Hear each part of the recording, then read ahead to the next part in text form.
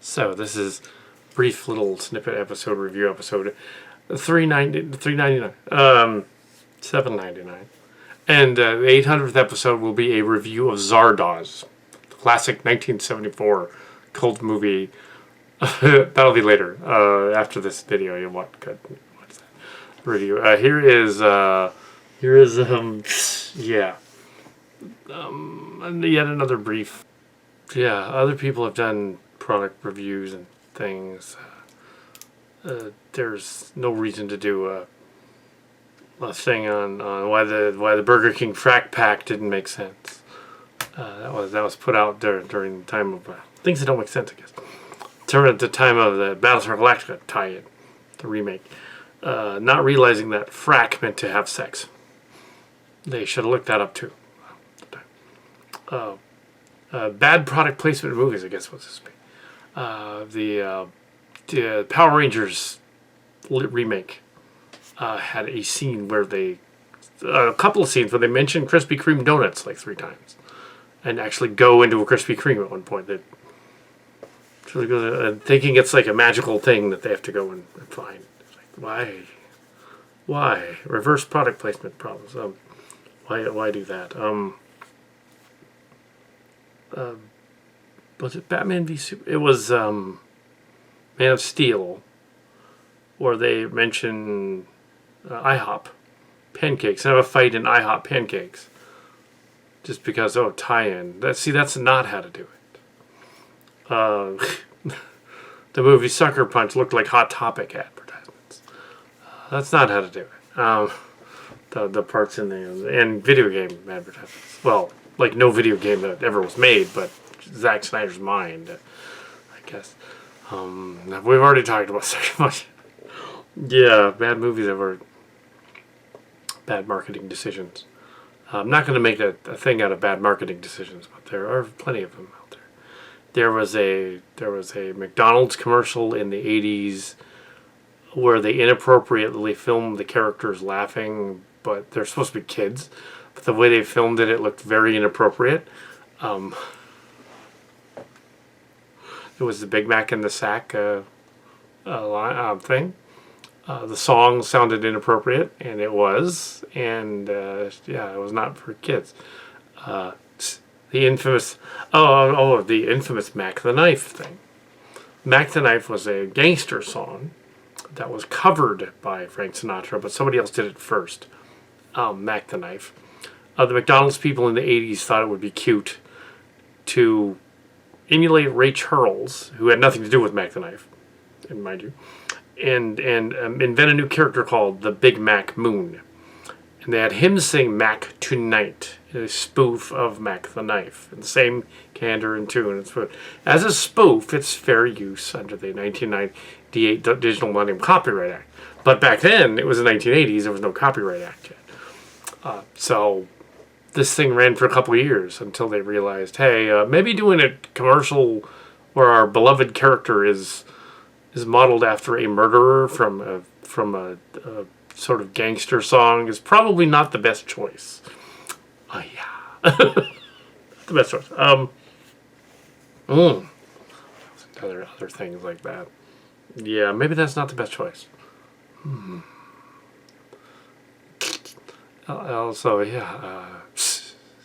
let's see, what else? There's been some interesting screw-ups. Well, of course, the Chevy doesn't go down in Latin America. And the classic stuff like that. They couldn't sell candles, the baby food with the baby on it to illiterate countries that only saw pictures because they think it was baby, literally. But yeah, everybody knows that urban legend. And there's this is kind of an urban legendy thing. If you know, you got to your 99th episode, so 399th episode is going to be kind of all over the place. And then we get to Zardoz. I watch it. But yes, I've never actually seen it. But anyway, so Mark's Cards has apparently seen it.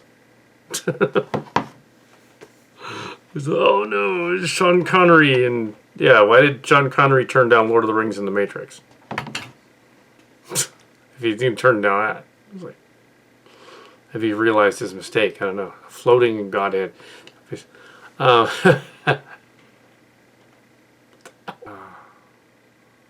obviously, the millennials haven't like. I think we've gone over this before, but they haven't really watched these '80s movies that we have because from then, they're X generation, and we were there. All of them freaking out over what was he wearing glasses or wasn't he? When Tom Cruise was dancing in Risky Business, he was not wearing glasses when he was dancing in Risky Business.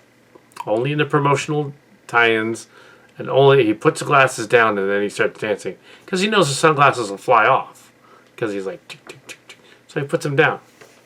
Yeah. So anyway, the view of the kid standee or something in 3 Men and a Baby, the original video version of that. The DVD version, it blows it up. You can kind of see it in the background of the building. That's Steven Spielberg's son running around in that movie. He wasn't supposed to be visible on the set. They figured, well, let's put him up there. And it was Max. It was absolutely Max. He was up there in the building. They figured, well, no one will notice. There'll be this cute sort of aside. Everybody thinks, oh, it's a ghost. It's somebody that died. Ooh, no, it's a little kid. He's now an adult. He's now probably 50. But yeah, that was him in that movie. So that's all. No big deal. Yeah. Let's see what else is there. Let's destroy some urban legends. Yeah. Let's see what else was on. Yeah, maybe I'm Lovin' It wasn't the best ad campaign for McDonald's either. And maybe the infamous McDLT was not either, or the McLean sandwich. When someone is brutally honest, as I appears, when it was working years ago, I worked at a McDonald's for a couple of months. It was horrible, and when I did get to see how they did the Ronald McDonald thing. I won't talk about that because I'm not supposed to, even years later. But I was not Ronald. Let's just say that. I was not playing Ronald.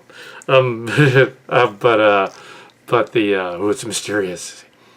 Two things I learned: what the secret sauce was, and what what